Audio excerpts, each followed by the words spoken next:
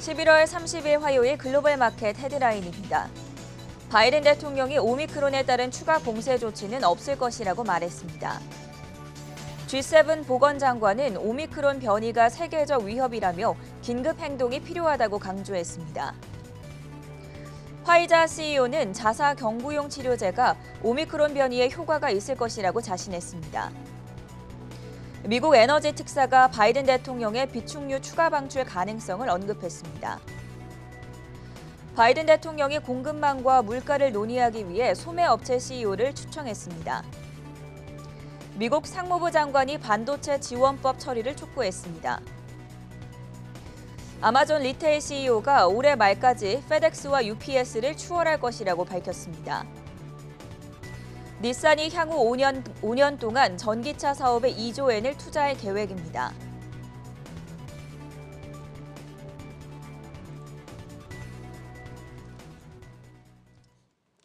네, 여러분 안녕하십니까? 화요일 굿모닝 한경 글로벌 마켓의 전세원입니다.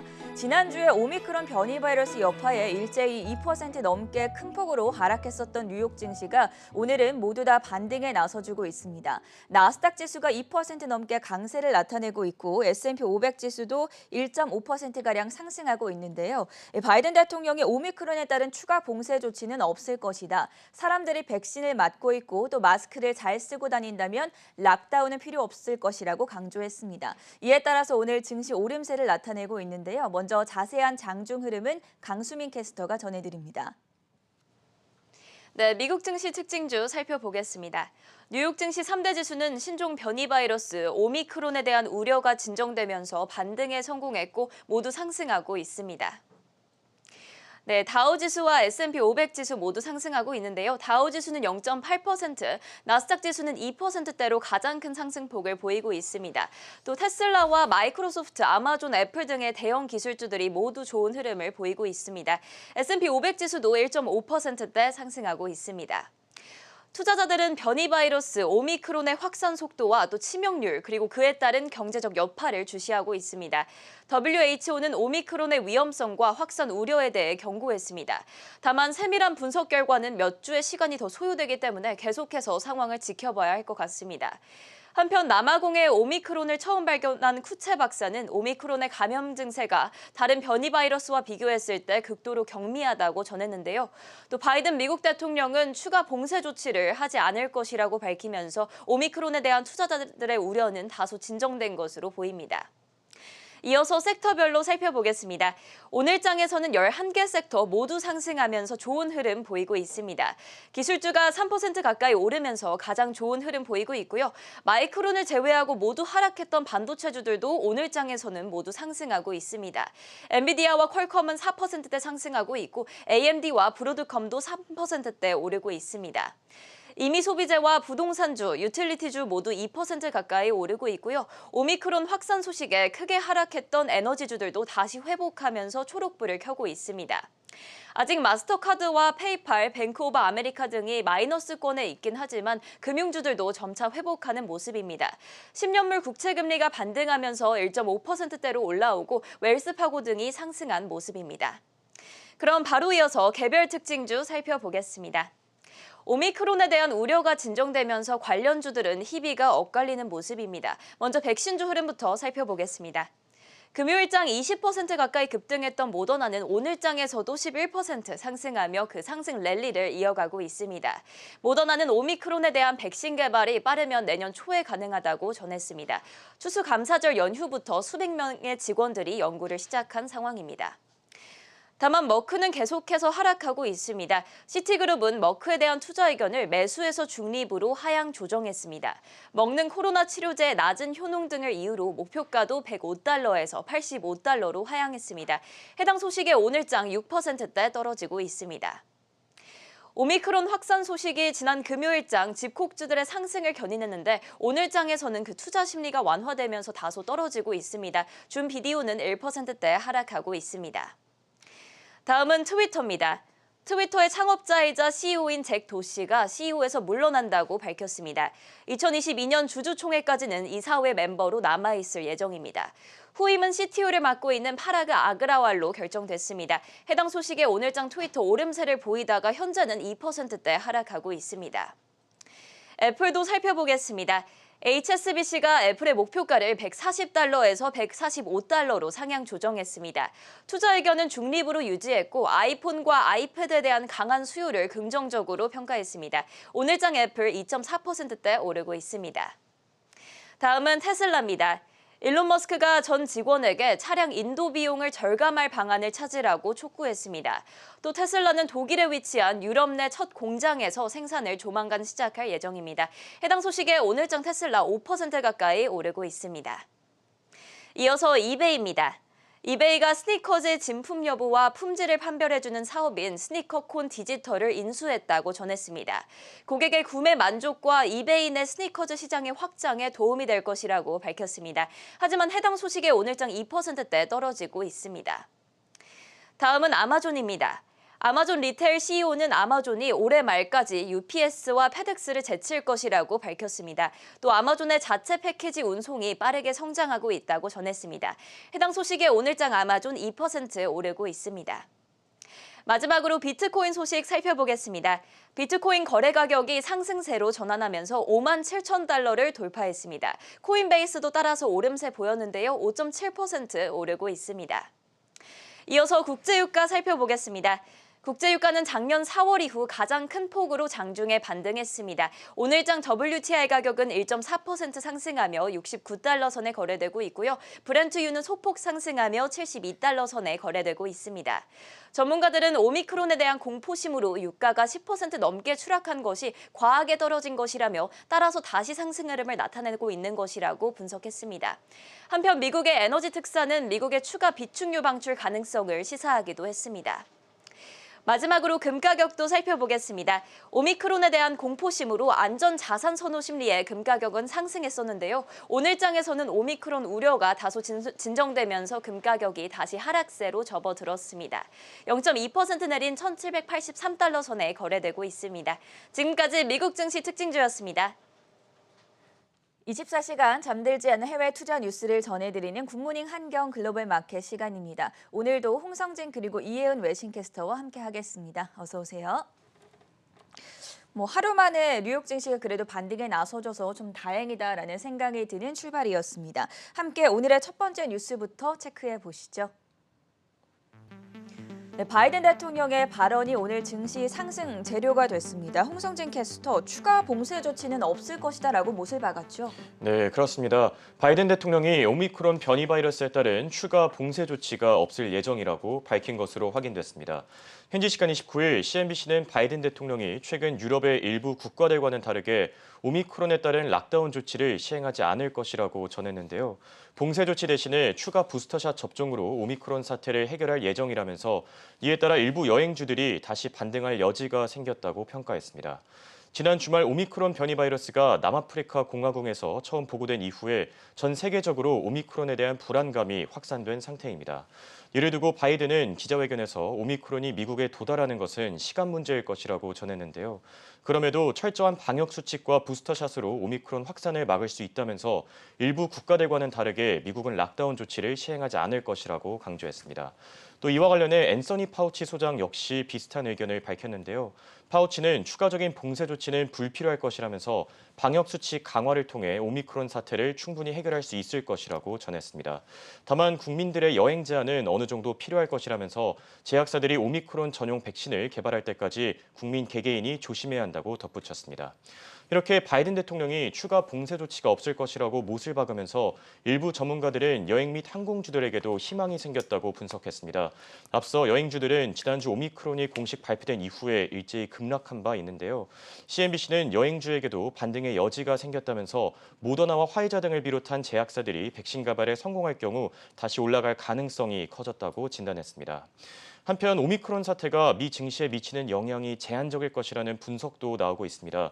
이날 억만장자 헤지펀드 투자자인 빌 애커먼은 오미크론에 걸린 환자의 증세가 예상보다 가벼울 경우에 이는 오히려 미국 증시에 긍정적인 영향을 끼칠 수 있을 것이라고 평가했는데요. 최근 오미크론이 기존에 보고된 델타에 비해 증상이 가볍다는 연구 결과가 나오고 있다면서 이것이 사실로 판명되면 시장에 미치는 영향이 제한적일 것이라고 밝혔습니다.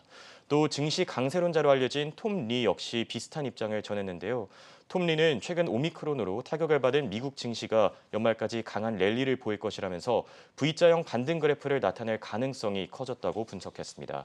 이어서 이번 하락장에서 공격적인 매수자들이 늘어날 것이라며 연말까지 에너지, 부동산, 스몰캡 등의 섹터를 주목할 필요가 있다고 덧붙였습니다.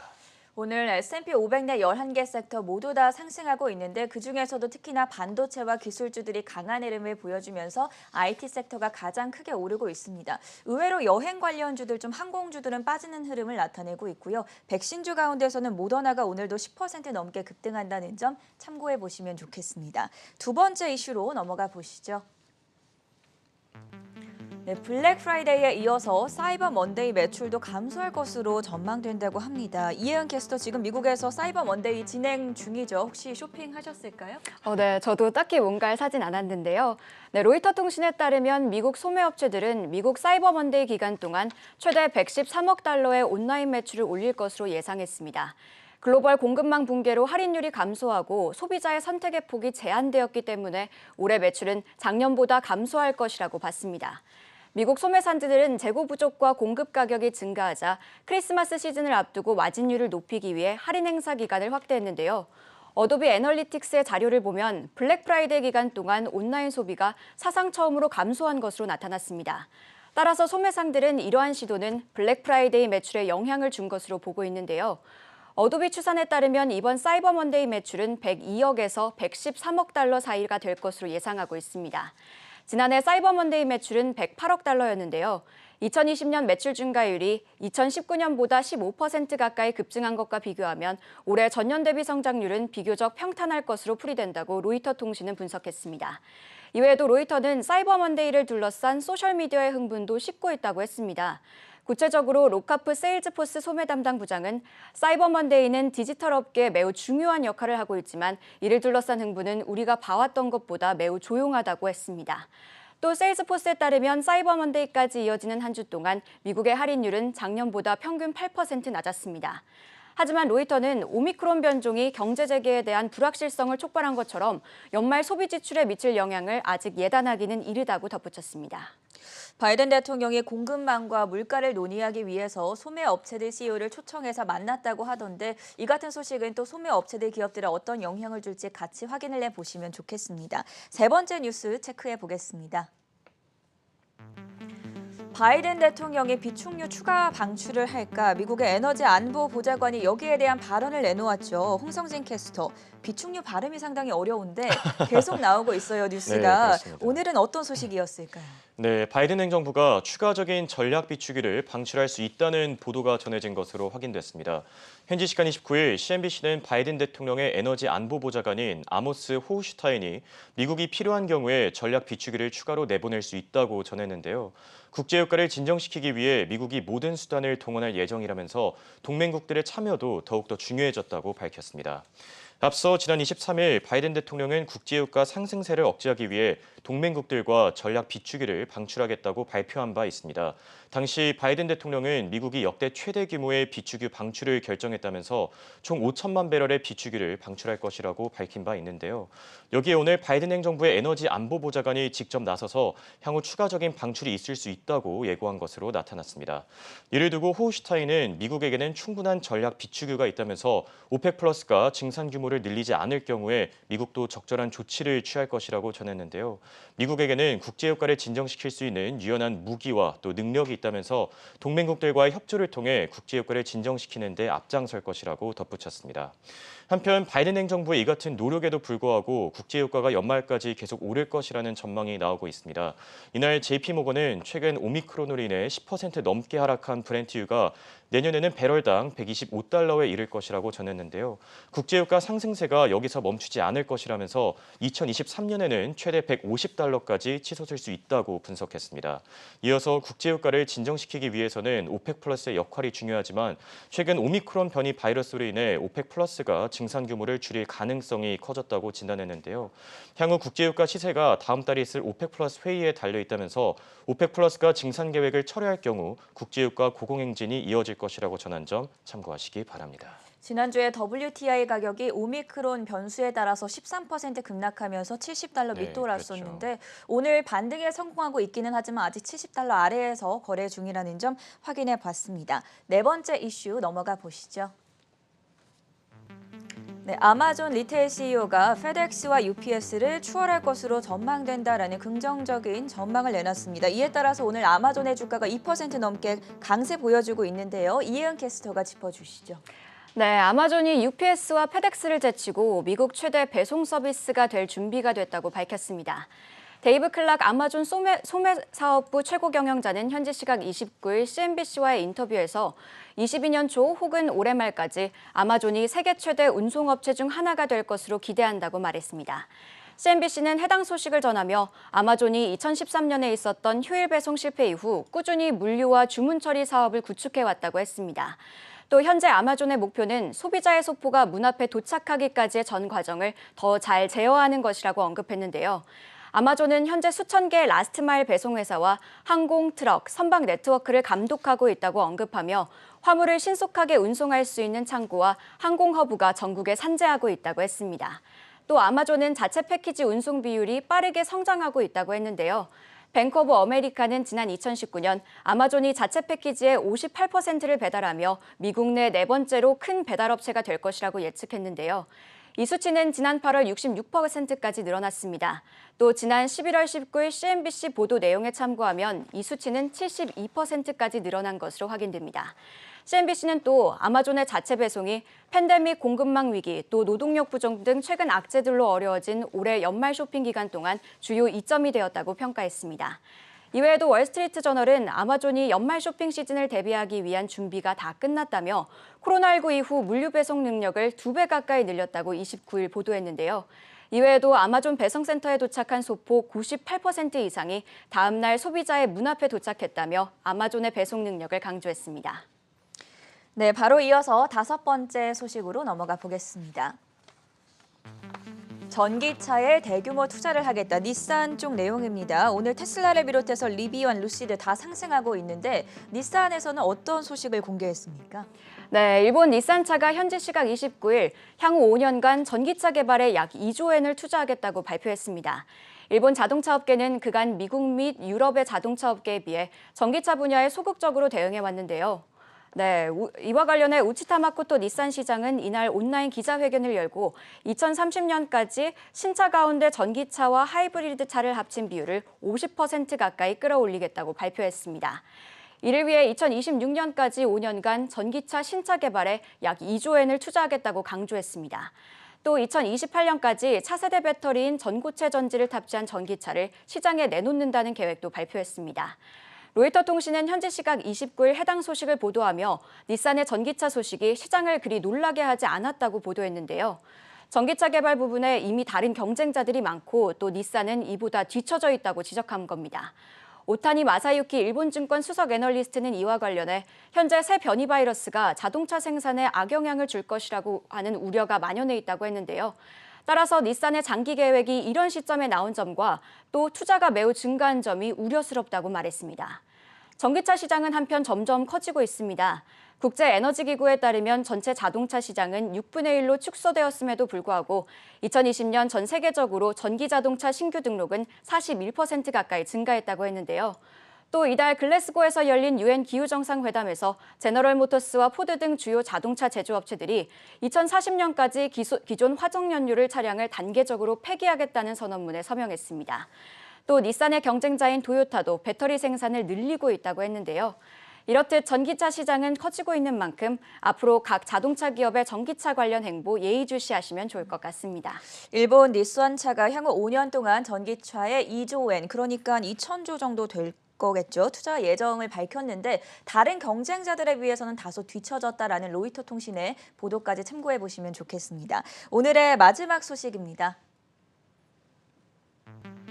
세계 최대 쇼핑 이벤트는 미국의 블랙 프라이데이일까요? 중국의 광군제일까요? 이 사안에 대해서 전간 외신캐스터가 자세하게 전해드립니다. 많은 미국 가정들에서 추수감사절 당일 흔히 볼 수 있는 풍경이 있습니다. 가족들이 아침부터 분주하게 음식을 준비하면서도 TV가 빠지지 않는데요. 바로 온 가족이 미국 백화점 메이시스에서 진행하는 퍼레이드를 즐기는 것입니다. 현지인이 아니면 알기 힘든 전통일 수 있겠지만 이번엔 우리나라 걸그룹 에스파가 K-팝 그룹 최초로 이 퍼레이드에서 공연을 올리기도 하면서 관심을 모으기도 했습니다.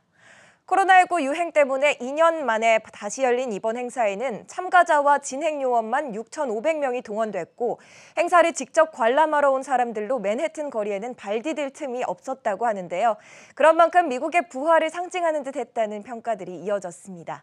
하지만 블랙 프라이데이 당일 매장들은 다소 조용한 편이었습니다. 왼쪽 사진은 보통 통상적인 블랙 프라이데이의 모습이고 오른쪽은 올해 26일 당일 오전 10시 미국 동부 지역의 한 월마트의 모습입니다. 과거 휴일에 흔히 볼 수 있었던 쇼핑객들의 긴 줄은 찾아볼 수가 없었습니다. 어도비 애널리틱스에 따르면 올해 26일 미국인들은 온라인 쇼핑으로 총 89억 달러를 지출한 것으로 집계됐습니다. 이는 작년 이 시기 90억 달러보다 소폭 감소한 수치인데요. 어도비 측은 블랙 프라이데이 온라인 쇼핑 총액이 전년보다 줄어든 것은 이번이 처음이라고 밝혔습니다. 오프라인 상황도 크게 다르지는 않았습니다. 센서매틱 솔루션의 집계에 따르면 26일 오프라인 소매업체 방문자 수는 작년 동기 대비 47.5% 증가했으나 코로나19 사태 전이 2019년보다는 28.3%나 적은 수준이었습니다. 일각에서는 세계 최대 소비 대국 자리가 올해 공식적으로 중국에 넘어가는 것이 아니냐는 전망도 나옵니다. 미국에 블랙 프라이데이가 있다면 중국에는 이 광군제가 있는데요. 이날은 싱글스 데이 혹은 더블 11데이라고 불립니다. 숫자 1이 홀로 서 있는 사람과 비슷한 모양이라서 솔로를 챙겨주는 젊은 층의 문화가 점차 확산하며 시작됐습니다. 특히 2009년 광군제를 맞아 알리바바 그룹이 독신자들을 위한 대대적인 할인 행사를 시작하면서 광군제는 중국 최대 쇼핑일로 탈바꿈하게 됐습니다. 미국과 중국의 두 쇼핑 축제는 그 나라의 소비 시장과 소비력을 전형적으로 보여주곤 해서 주목을 받곤 있습니다. 하지만 광군제의 실적, 이미 블랙 프라이데이 주간의 실적을 크게 앞지른 지 오래인데요. 올해 알리바바의 판매액은 사상 최고액인 약 846억 달러에 달했으며 다른 온라인 사이트 판매액까지 합하면 약 1,400억 달러로 미국 블랙 프라이데이 주간의 7배에 달할 것이라는 분석도 있습니다. 중국은 소비 시장이 폭발하고 있는 반면 미국은 이 소비 심리가 살아나곤 있지만 중국을 따돌릴 만큼 성장하고 있지는 못하는 모습입니다. 중국 정부에서도 중산층의 수입과 소비가 빠르게 늘어나면서 중국이 조만간 미국을 제치고 세계 최대 소비 시장이 될 것이라고 주장하고 있습니다. 인구만 14억 명인 중국에는 중산층만 셌을 때 4억 명 정도로 이는 미국 전체 인구인 3억 명을 훌쩍 넘는 수준이기 때문입니다. 이처럼 세계 최대 소비 대국 자리를 두고 중국과 미국의 치열한 공방전이 앞으로도 이어질 전망인데요. 글로벌 시장에 어떤 영향을 주게 될지 참고해 보시면 좋겠습니다.